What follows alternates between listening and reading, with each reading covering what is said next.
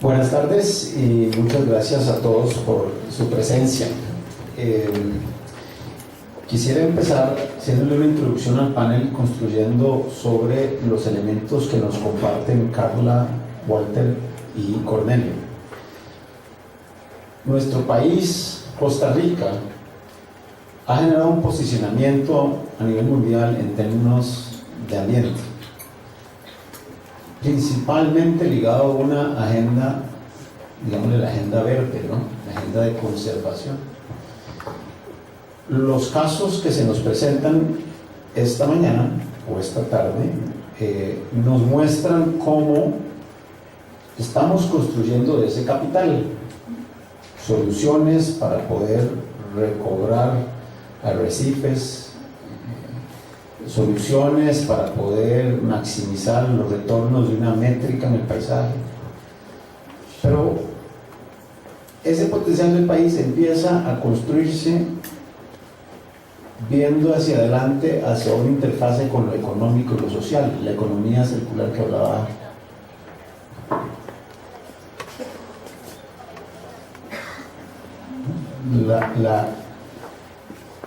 La economía circular que hablaba,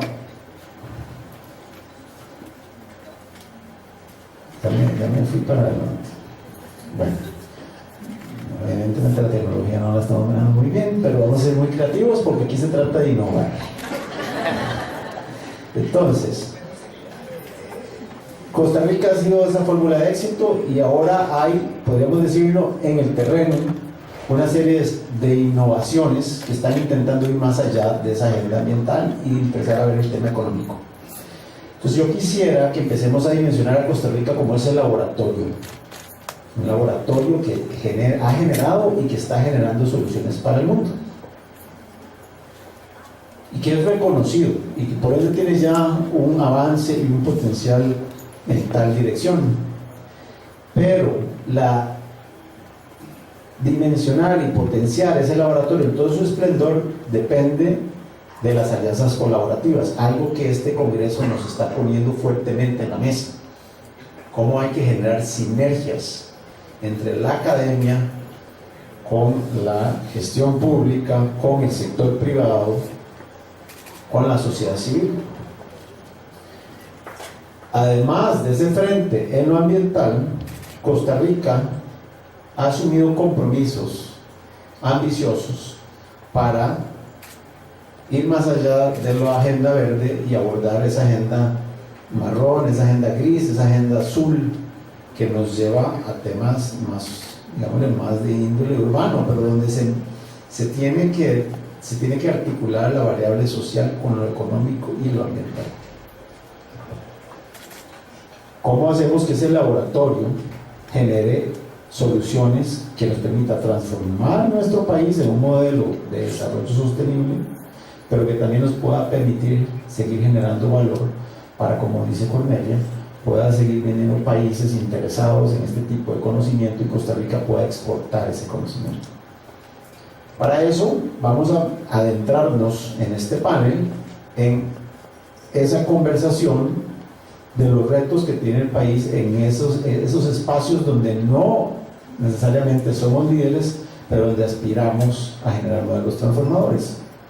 A partir de la carbono neutralidad y los compromisos que tiene el país, cómo enfrentamos el tema de las energías limpias como un motor de desarrollo y cómo enfrentamos la transformación en los esquemas de transporte público y de carros eléctricos. ¿Cómo usamos esto como una plataforma para que nuestro país llegue a consolidar su posición de líder en temas ambientales, entendiendo esa sinergia entre lo económico, social y lo ambiental?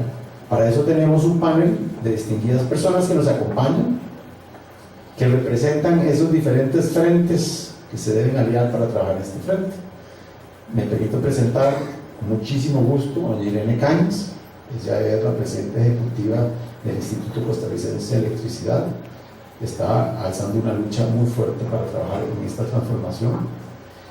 A doña Patricia Campos, subdirectora de la Dirección de Cambio Climático, que está pues haciendo de tripas chorizo esa dirección para dimensionar cómo el país tiene que aspirar a más en el marco de los compromisos que está asumiendo.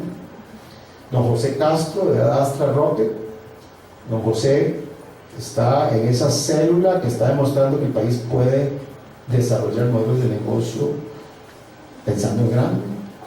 Don Jairo Quiroz, liderando todo un esfuerzo para que la academia sea generador de insumos para estos instrumentos de política pública. Y de doña María José Gutiérrez, del Centro para la Sostenibilidad Urbana, don Jairo es de la UCR, por cierto. Doña María José, que básicamente está creando maneras como la sociedad es el socio principal en estos procesos de transformación. Dicho de eso, vamos a empezar el panel. Esa es la presentación porque me queda mucho tiempo, si no le daría el micrófono para que hablen más de ustedes, pero están en la libertad de dar algún elemento más de sus roles, si así gustan. Pero vamos a empezar el panel con una serie de preguntas que yo como moderador haré, pero después pasando a una segunda serie donde los propios panelistas se harán entre ellos, todo con el objetivo de tener un cruce de insumos constructivo en el marco de cómo afrontar este reto del país. Inicio haciéndole una pregunta a doña Patricia. Costa Rica ha establecido esos compromisos bajo el acuerdo de ser un país de alta ambición a nivel del Acuerdo de París, a nivel de los Objetivos de Desarrollo Sostenible. El país cada vez apunta alto. Nos hemos caracterizado por pensar en grande y se nos reconoce.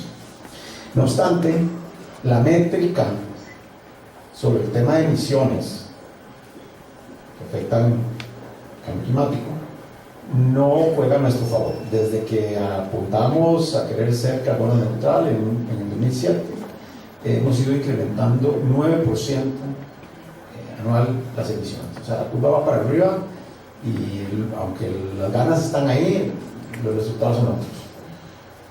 Patricia, ¿es factible cumplir con esas metas de alta ambición que nos hemos propuesto como país en el marco de la descarbonización con la capacidad que tiene el país?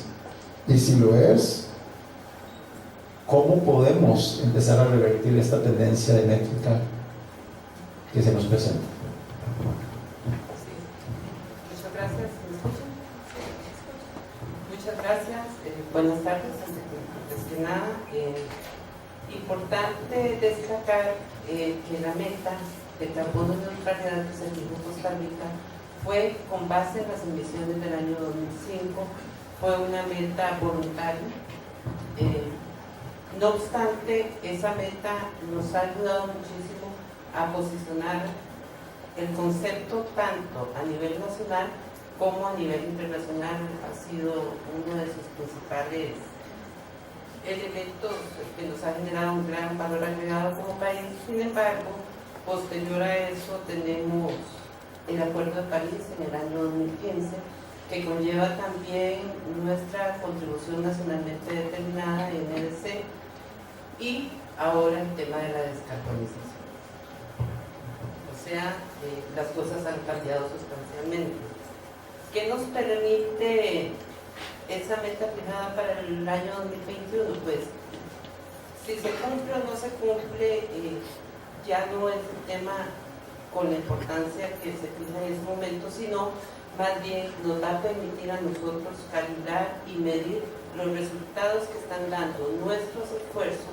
¿Para qué? Para poder alcanzar nuestro compromiso nacionalmente adquirido dentro del Acuerdo de París, que está para el año 2030.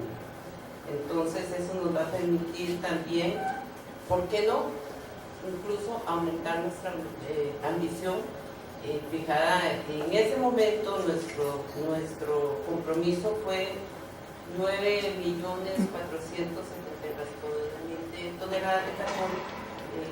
En ese año podremos medir si podemos aumentar nuestra emisión. Yo creo que eso es uno de los importantes parámetros que nos va a permitir esa medición.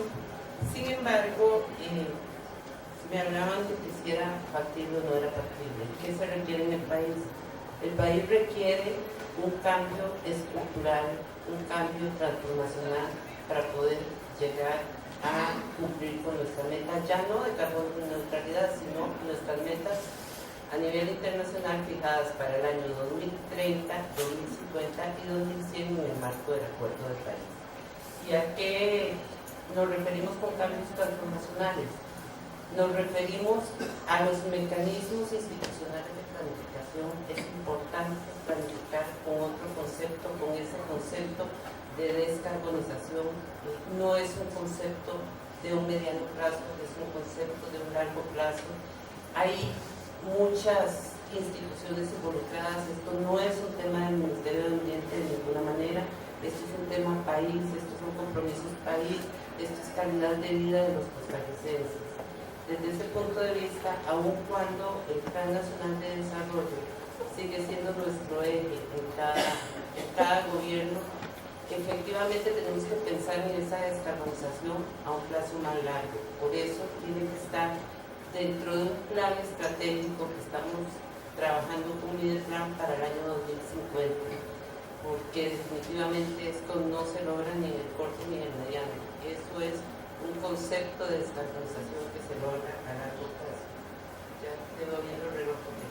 Y el cambio estructural me refiero o nos referimos a ese modelo fiscal que también tiene que ser cambiado, un modelo fiscal descarbonizado, por decirlo de alguna manera, tratar de hacer esos incentivos y esas inversiones de modo que nos permita continuar con estas metas de descarbonización, y estas son las señales que debemos enviar al mercado.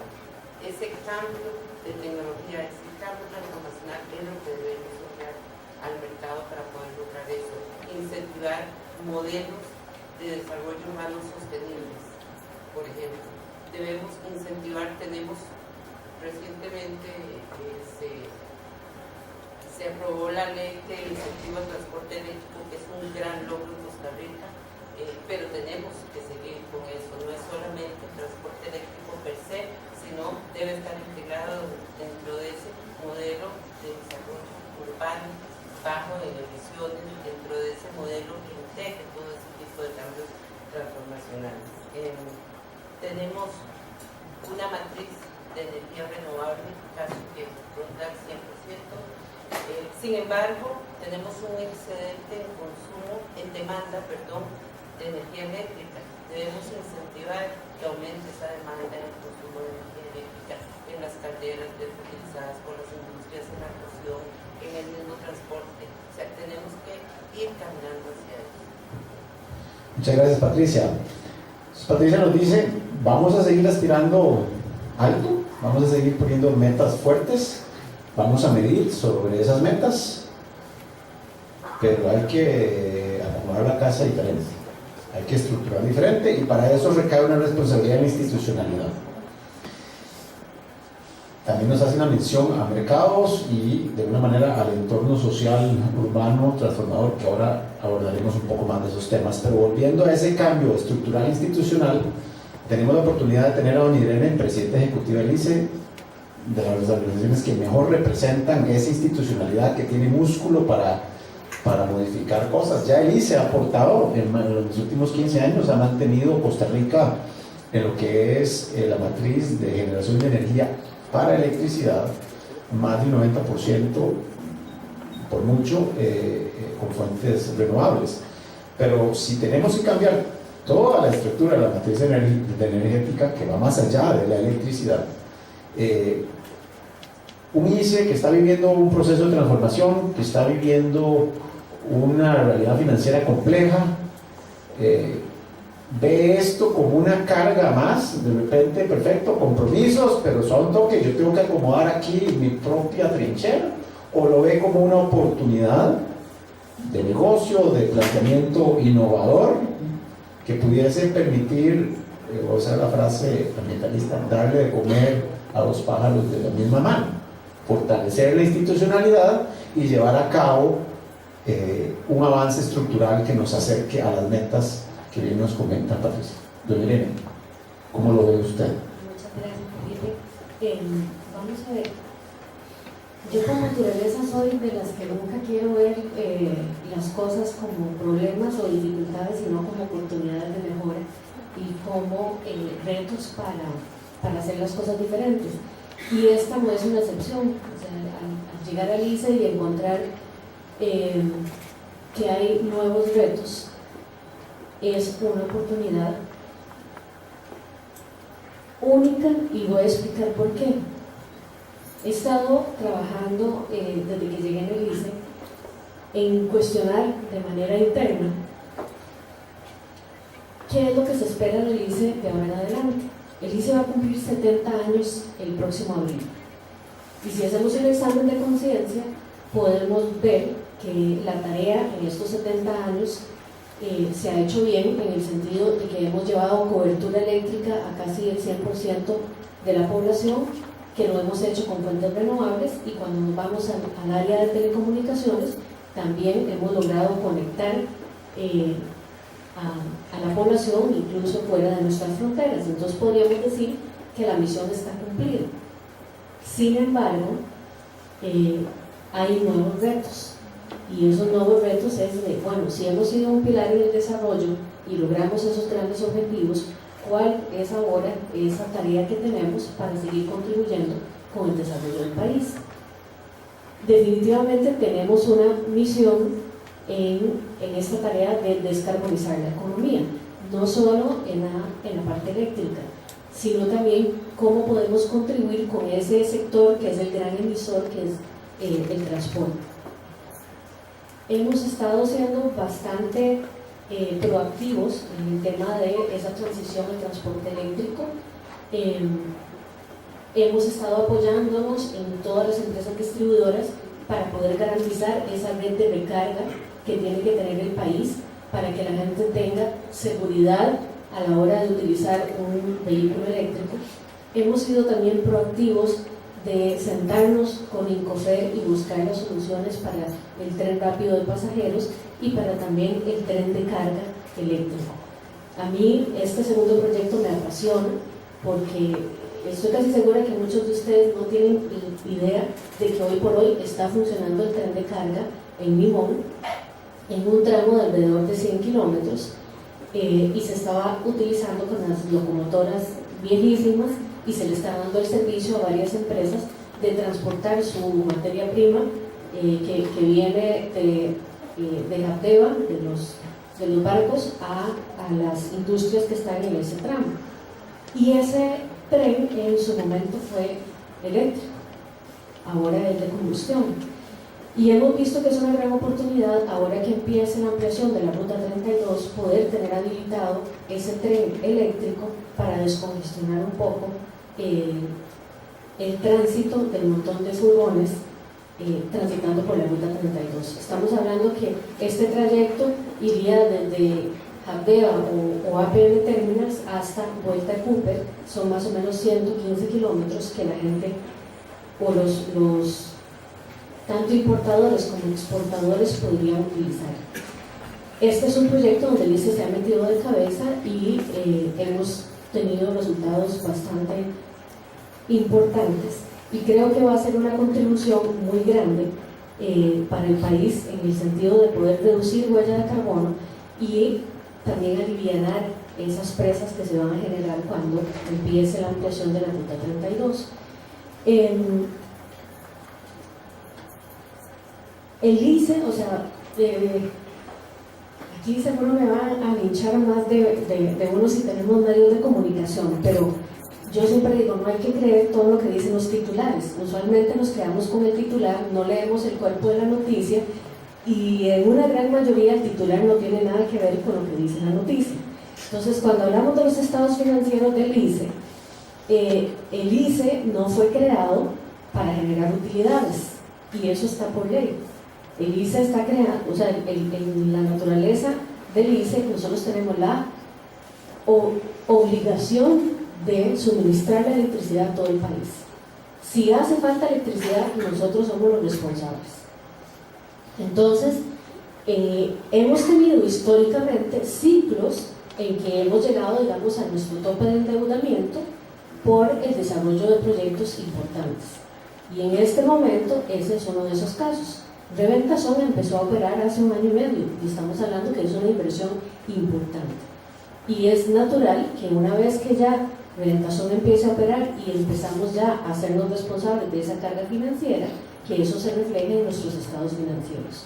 Entonces, a veces se quiere como dimensionar de una manera mucho más alarmista lo que sucede, cuando en realidad, hoy por hoy, nuestra carga financiera, estamos pagando Reventazón y además ha aumentado mucho los compromisos de compra de generación privada. Entonces, todo el tema este que decía de los estados financieros y la carga financiera, sí, es una realidad, pero es una realidad que siempre ha estado ahí. Y que conforme vamos desarrollando, llámese Angostura, llámese PIRIS, llámese cualquiera de los proyectos, y en este caso estamos hablando que Reventazón es el proyecto más grande de Centroamérica. Son 305 megawatts en una sola planta. Entonces, ¿es algo que me ocupa? Sí. Sí me ocupa el tema de los estados financieros, pero me ocupa más esa transformación que tiene que tener el ICE para seguir siendo respuesta por 70 años más. Ya no es solo cobertura eléctrica, ya no es solo cobertura en la parte de comunicación, sino es cómo vamos a seguir colaborando en esta transición hacia el transporte eléctrico, cómo vamos a seguir haciendo alianzas con Incofer para que se hagan realidad todas estas soluciones que el país está pidiendo a gritos en cuanto a un mejor transporte público, y cómo vamos también a colaborar en esa transformación hacia un país más digital, a un país donde la gente no tenga que salir de sus casas todos los días a hacer trámites y los pueda hacer de manera digital. Eso me viene también a resolver emisiones y más contaminación. ¿Por qué? Porque si la gente no sale de su casa, no tiene que sacar el carro. Descongestiono las vías si las personas hacen sus trámites desde el trabajo o desde la casa. Y hoy por hoy, ahí yo me gustaría retomar nuevamente lo que dijo Patricia. Ustedes no tienen idea la cantidad de tiempo que ha invertido el ICE ofreciendo soluciones a las instituciones públicas para migrar a trámites digitales, y al final de un gran esfuerzo, de una gran negociación, tener como respuesta de las instituciones públicas que no tienen plata para hacerlo.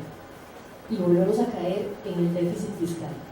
No tienen plata ni para cambiar las computadoras, ni para comprar el software, ni desarrollar el software para que podamos migrar hacia un gobierno digital. Y esto es una urgencia. O sea, en muchas de nuestras municipalidades e instituciones seguimos en la edad de piedra con los trámites, y son hojas de hojas de hojas de hojas, cuando todo en este momento podría migrar a una solución digital.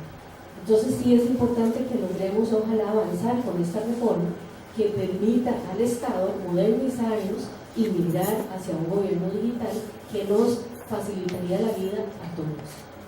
Excelente. No, Irene, usted nos trae dos conceptos que quisiera rescatar. Uno, inversión país. O sea, el ICE está más allá de su hoja de balance económico, no, yo genero para generar inversión país y aplicar de mejor manera ese músculo que tiene esa institucionalidad para avanzar en esa agenda nacional que nos lleva a esos compromisos. Y viene el segundo concepto, que es el tema de competitividad. Cómo a través de esa inversión país puedo ayudar a generar mejor competitividad en el país, en función de proyectos como el que menciona del tren de carga, que genera un beneficio, un valor agregado, no solo desde el punto de vista de energías renovables, sino de instrumentos de competitividad per se a nivel comercial. Mencionaba Cornelia en su presentación de que además, si aplicamos buena métrica, podemos atraer inversionistas.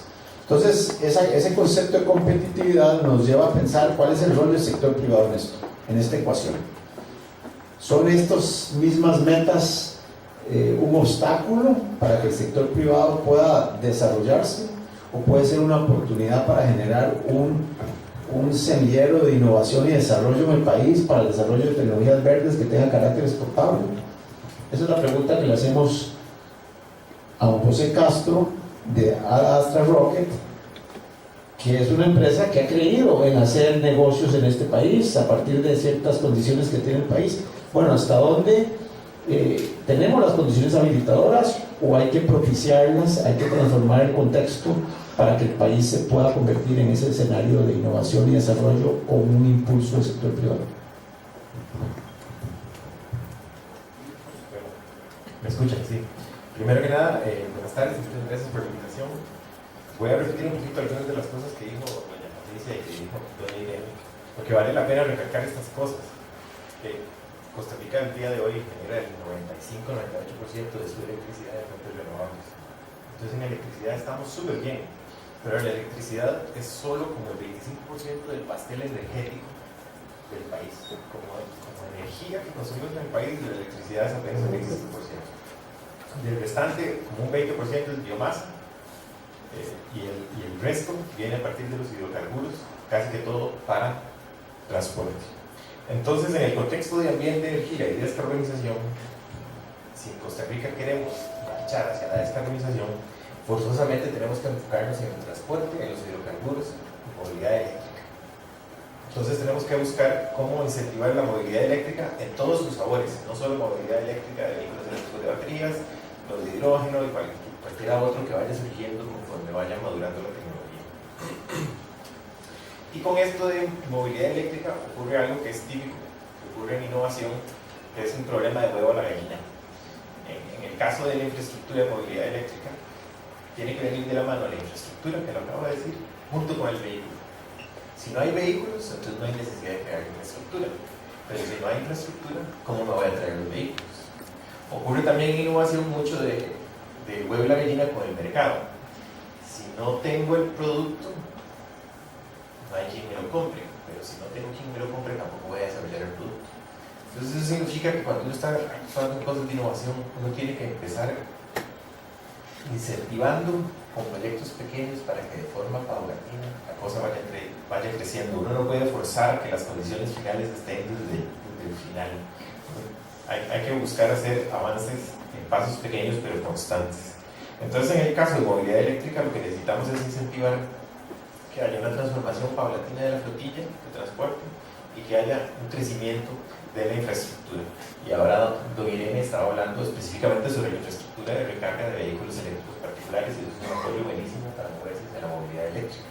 Pero necesitamos también enfocarnos en todos los otros tipos de vehículos que hay en la infraestructura que con eso conlleva. Entonces, ¿qué necesitamos en el sector privado para poder meternos en innovación y en lo nuestro, que es específicamente movilidad eléctrica de hidrógeno? ¿Qué nos podría ayudar? Bueno, nos podría ayudar primero que exista la regulación. En lo que es hidrógeno, por ejemplo, al día de hoy no hay regulación, las reglas no están escritas.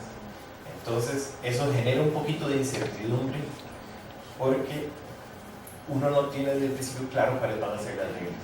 Y las reglas que se imponen podrían incentivar el mercado o podrían desincentivarlo. Entonces necesitamos saber cuáles son desde el principio para poder después saber cómo vamos a jugar. Y mejor aún sería si los del sector privado pudiéramos de alguna manera participar, que sea un proceso participativo para la creación de esa regulación. Y lo otro es que también se necesitan incentivos para poder desarrollar infraestructura, principalmente la infraestructura. Hay que tener mucho cuidado cuando uno dice incentivos, especialmente la situación fiscal en la que estamos el día de hoy. Entonces tienen que ser incentivos inteligentes, tienen que ser incentivos que tengan fecha de caducidad, no puede ser a gente privada, y tienen que ser incentivos tales que no afecten la macroeconomía del país, pero que sí beneficien la microeconomía de la empresa. ¿Qué quiero decir con esto? Algunos de los incentivos que yo estoy pensando que se podría hacer podría ser subsidios en los combustibles, hidrógeno por ejemplo, o exoneraciones en la traída de equipos para hacer infraestructura. Pero si fueran subsidios, digamos entre comillas, inteligentes, serían tales que no sea una reducción tan grande que vaya a afectar los ingresos al país por parte de impuestos, pero que para un empresario sí le haría una diferencia enorme. Si a mí, por ejemplo, estuviera trayendo un equipo y me hacen un 20% de exoneración del impuesto en la importación a nivel país, eso no va a afectar absolutamente nada, pero a nivel de empresario sí le va a afectar a uno enormemente la capacidad de poder comprar el equipo, ¿o no? Y finalmente me quiero pegar a una cosa que dijo Felipe y que dijo don Irene, y es que no tenemos que verlo todo como problemas, sino que son retos y oportunidades. Y esto de la descarbonización trae un montón de oportunidades que pueden generar empleos y encadenamientos en el país. Lo que es movilidad eléctrica, rápidamente podríamos pensar que puede traer muchos tipos de encadenamiento porque hay que darle mantenimiento a todos esos vehículos. En lo que es infraestructura necesitamos gente capaz de hacer instalación, mantenimiento, ensamblaje de la infraestructura, monitoreo. Hay mucha potencialidad de innovar alrededor del Internet de las cosas y el monitoreo de todos estos sistemas de energía para que sean inteligentes y que estén integrados también con la sociedad y con la urbanidad para que funcionen de forma más eficiente. También necesitamos control de calidad, empresas que sean capaces de hacer control de calidad de los combustibles y la tecnología que viene acá. Y lo último, para pegarme con lo que decía Felipe, es que es con competitividad. Si Costa Rica logra transformar su matriz energética para tener movilidad eléctrica total, eso significaría que nosotros estaríamos alcanzando la independencia energética, porque estaríamos generando en el país toda la energía que consumimos. Al día de hoy eso no ocurre porque el 60% de nuestra energía viene de hidrocarburos que hay que importar, entonces es plata que se va para afuera. Si nosotros generamos toda nuestra energía al interno, entonces la plata que ahora se gasta en hidrocarburos para afuera se queda dentro de la economía de la provincia. Y eso nos va a hacer un país más competitivo, con más flujo de dinero aquí adentro, y que además va a ser más resiliente hacia lo que ocurre en los mercados internacionales energéticos.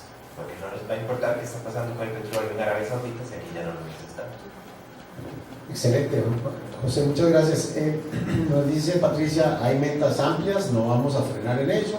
Nos comenta doña Irene, la institucionalidad tiene que ser inteligente, no hay que tener miedo a si nos gargotean o no por un tema de números. Vamos a intentar hacer inversiones de valor que generen competitividad macro.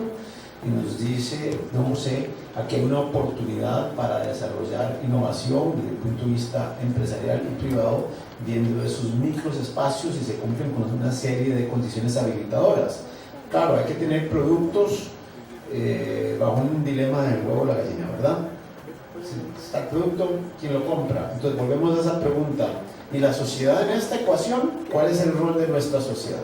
Somos un país, en dos encuestas, una del 2006 y una del 2016, ha mostrado que es un país con un nivel de 75% de conciencia ambiental.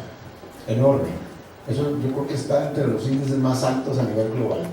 Pero ¿qué significa esa conciencia ambiental? ¿Cómo podemos convertir esa conciencia ambiental en una fuente de motor? ¿Es eso un sustrato suficientemente fuerte para que se genere esa demanda de esas tecnologías que permitan el emprendimiento del sector privado? Esa es la pregunta para María José, que representa al Centro para la Sostenibilidad Urbana, que trabaja mucho con estos procesos sociales, que nos oriente.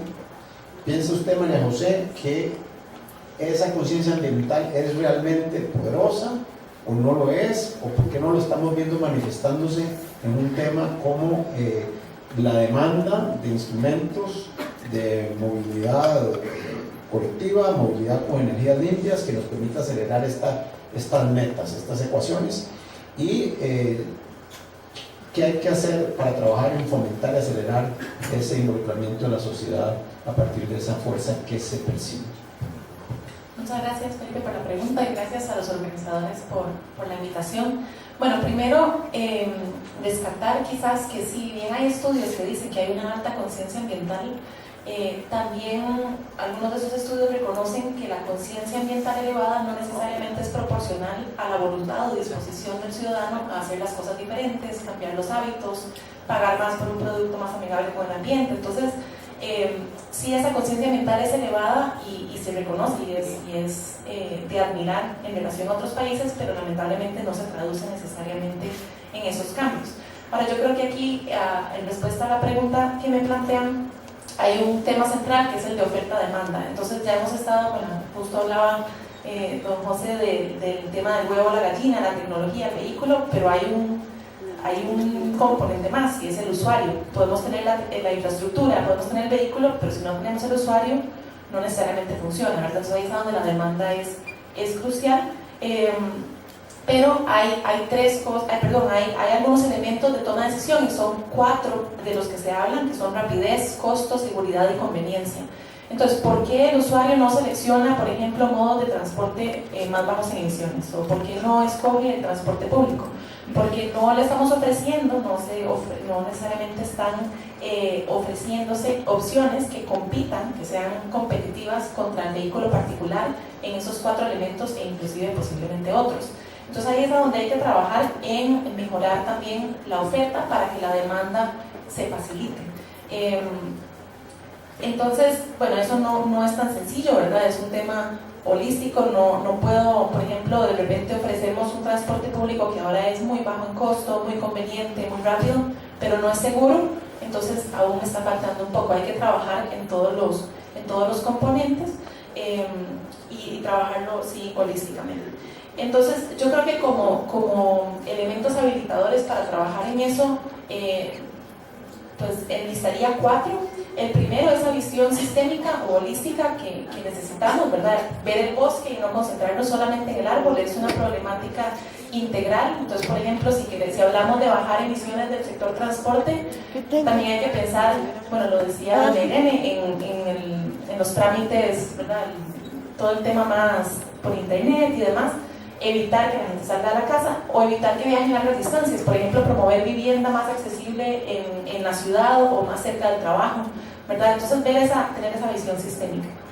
El segundo, diría que es fortalecer y promover ese diálogo o coordinación interinstitucional, intersectorial, inclusive a nivel vertical entre un gobierno nacional y gobierno subnacional, ¿verdad? Todo eso hay oportunidad para fortalecerlo. Por ejemplo, hace poco se implementó un proyecto piloto del programa País de Carbono Neutralidad Cantonal, que lleva, bueno, es una colaboración, por así decirlo, entre el gobierno nacional y el gobierno subnacional, y mide emisiones y lleva a los gobiernos subnacionales a proponer acciones en la dirección donde se bajen más emisiones. Entonces tenemos a un San José, por ejemplo, pensando en nodos intermodales y en ciudades más caminables, mejorar aceras, mejorar todo ese tipo de cosas. El tercero, diría que es, tenemos que promover desde todos los frentes inversión en darle esa prioridad a la infraestructura de servicios públicos, ¿verdad? Facilitar esos elementos que necesitamos para que el usuario, por ejemplo, seleccione estos modos de transporte más sostenibles. Y el cuarto, diría que es incrementar la participación ciudadana o la consideración ciudadana. Diseñar y desarrollar los servicios un poco más con el usuario en mente, ¿verdad? Diseñando hacia ese usuario. Entonces, si hablamos de transporte nuevamente, por ejemplo, hablamos de proveer acceso a información sobre el transporte público, algo tan sencillo, digamos que no tan sencillo, pero de bajo costo, ¿verdad? Como eso, o desde, por ejemplo, ofrecer una tarjeta para poder pagar múltiples modos de transporte, ¿verdad? Como existe en otros países. Entonces diría que va por ahí. No, súper interesante. Me parece que trae María José un tema de enorme valor, y es: no necesariamente mi conciencia conlleva mi acción. Y creo que ahí instrumentos como Ecolones, que nos presentaba Carla, nos demuestran que hay que ir más allá y hay que dejar de pensarlo como un tema de conciencia ambiental, sino generar el incentivo en otros temas, en la billetera, y generar así un proceso de cambio transformador. Entonces, lo cual nos pone una tarea como sociedad costarricense, ¿verdad? Creámosla, sintámonos bien, pero aportemos cada uno nuestra acción. Ahora, para que entonces, si somos una sociedad que somos conscientes ambientalmente, pero es casi como que, pero yo no voy a cambiar mi manera de ser, eso dificulta la puesta en marcha de políticas públicas que generen condiciones habilitadoras para los cambios macro que puede hacer la institucionalidad, o los cambios micro que puede hacer el emprendimiento privado. O sea, necesitamos que haya una receptividad real. ¿Cuál es el apoyo a esa política pública? Y aquí aplica el tema de en Dios confío, todo lo demás numeritos hablan. Para poder darle sustento a la política pública hay que intentar tener planteamientos sólidos, si no nos quedamos en los debates emocionales que, por cierto, como país nos han afectado mucho en los últimos años, y no podemos avanzar. Ahí viene un puente fundamental con la academia. La academia es la que puede lograr generar insumos, instrumentos que permitan demostrar ese valor de los numeritos hablan. La pregunta para don Jairo, de la UCR. Don Jairo, ¿Qué hay que hacer? ¿Cuáles son las condiciones que se necesitan para que la academia tenga más elementos de proveer insumos que puedan alimentar el desarrollo de política pública en este tema de transformación en la matriz de transporte, energías limpias, para que podamos avanzar esa agenda de cambios estructurales del país en la dirección que se requiere? ¿Cómo ve usted? ¿Cuáles son las condiciones habilitadoras? ¿Y qué modelos innovadores se pueden desarrollar al respecto? ¿Me escuchan? Buenas tardes, muchas gracias por la pregunta y muchas gracias al comité organizador por la invitación. Es un verdadero placer estar aquí enfrente de todos ustedes con excelentes compañeros de todos los sectores aquí involucrados. Bien lo decía Felipe, los numeritos hablan. La descarbonización en Costa Rica es un tema muy bien conocido y es también conocido a nivel mundial. En el 2014, según datos del Banco Mundial, 5 toneladas per cápita se producían por persona per cápita a nivel mundial. Costa Rica muy por debajo, 1.6 toneladas en el 2014. ¿Okay?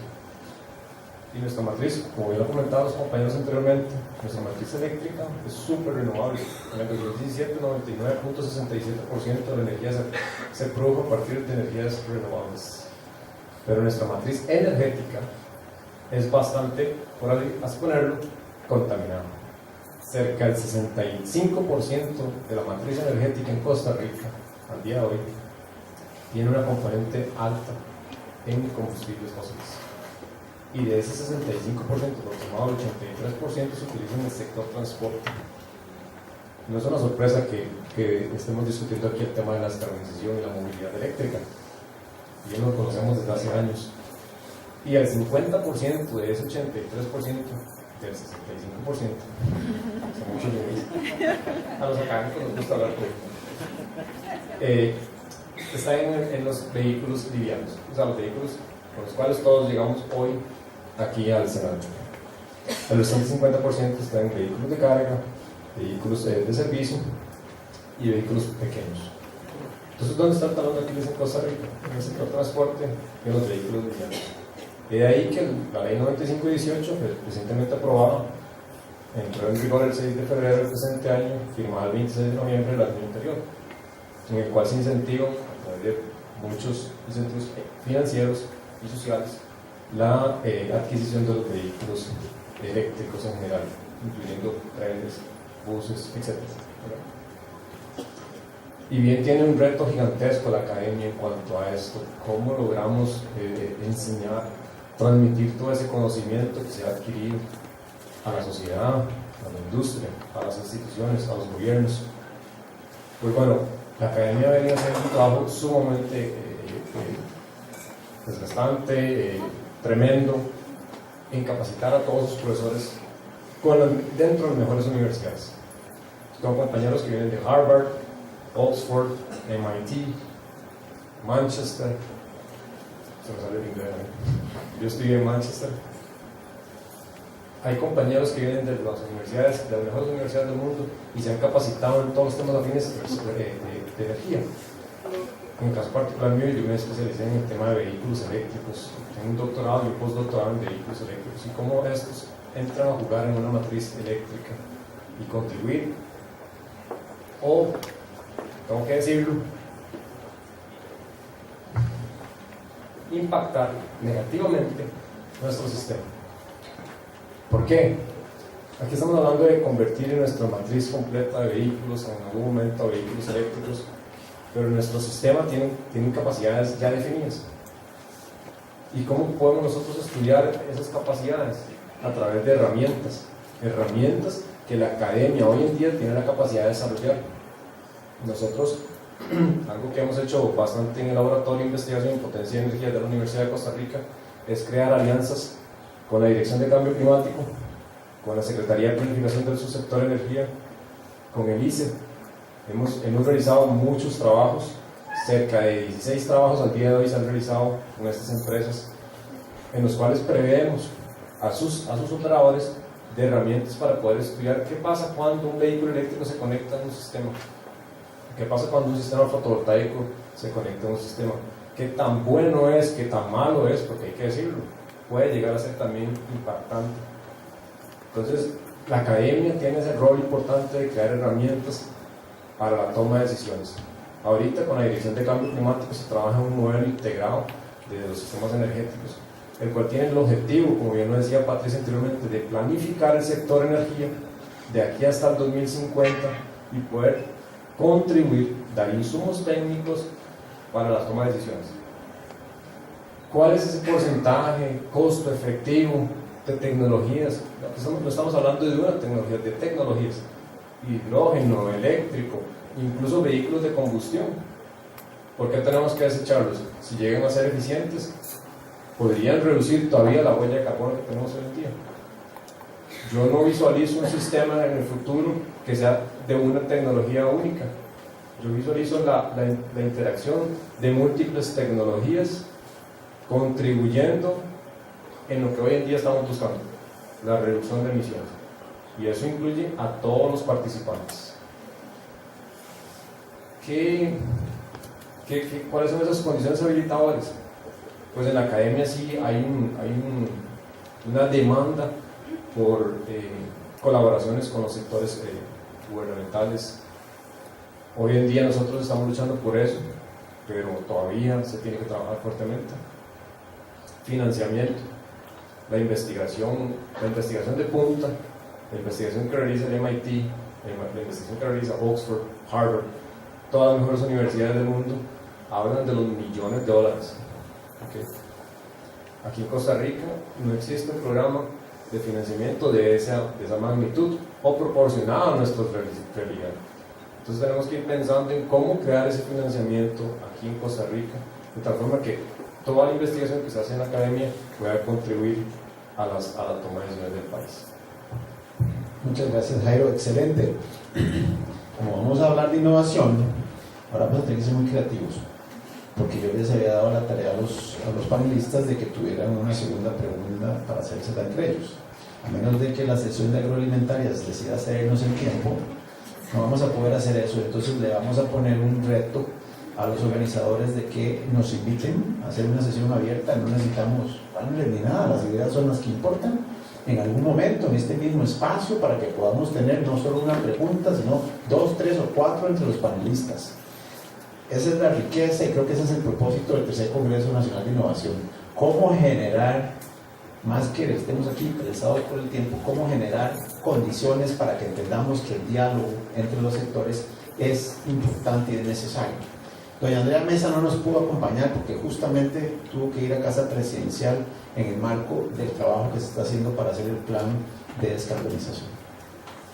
Hoy yo me llevo de este panel suficientes elementos para saber que en Costa Rica hay suficientes condiciones a nivel de los diferentes actores: academia, sociedad civil, institucionalidad pública, sector privado, políticas de gobierno, para hacer un plan integral, que rompamos el esquema de silos, que entendamos el valor de las alianzas y el trabajo en conjunto para generar planteamientos de innovación.